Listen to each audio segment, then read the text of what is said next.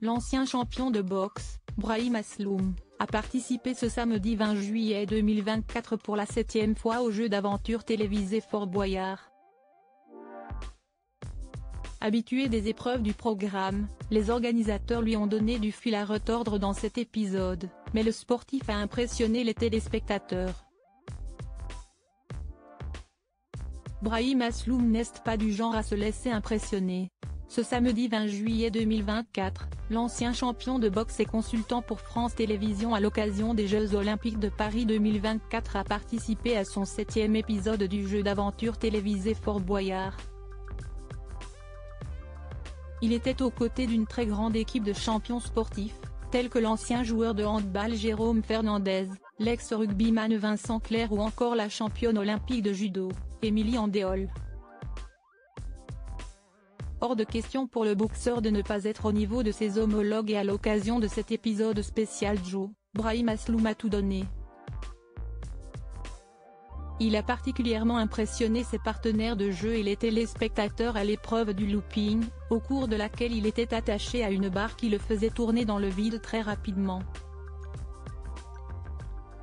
De quoi donner la nausée à bon nombre d'internautes, qui ont salué son courage sur les réseaux sociaux. Donnez-lui un Vogalib. Peu rassuré au début de l'épreuve, l'ex-champion de boxe s'est laissé aller à quelques cris de frayeur, avant de prendre ses aises sur l'infrastructure, quitte à répéter les tours et en oublier le tournis provoqué par la machine. Décidément, il n'a peur de rien Brahim. Ça tourne, Brahim a été super efficace au looping, le pauvre, il n'en peut plus. Donnez-lui un Vogalib, si est chaud cette épreuve du looping.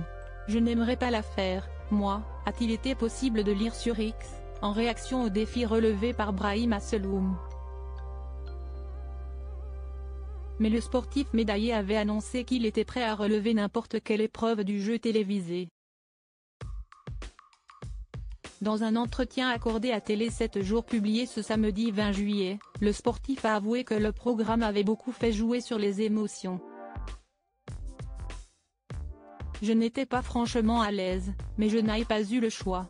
Je me suis retrouvé dans la catapulte infernale.